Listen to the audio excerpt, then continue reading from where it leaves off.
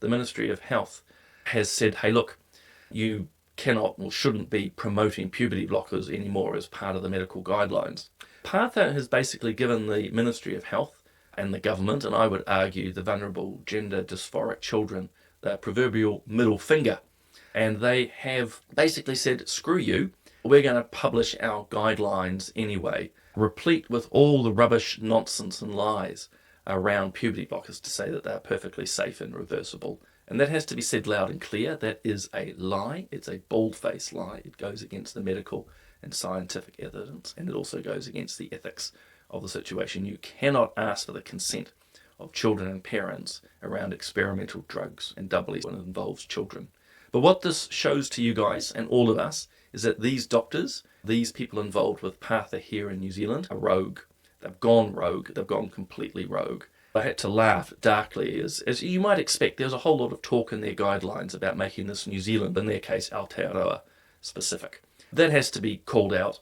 There is nothing so unique about children in New Zealand that makes their medical care any different to children in Sweden or Finland, the Congo or Argentina.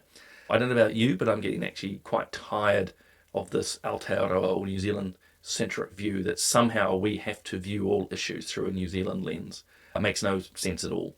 It does if you're talking biosecurity. It does if you're maybe talking around the climate, because every country has something slightly different.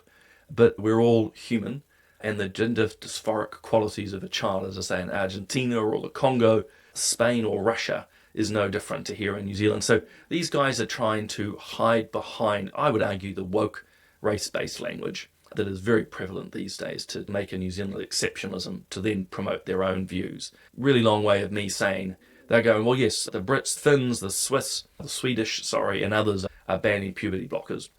A number of states in the US are banning them, but New Zealand's different. No, we're not. We're not that different. So basically, they're a bunch of crooks. Let's just be quite clear about this. But in a strange way, I think this will continue to put young people in danger. The fact that they've gone rogue shows just how rogue they are.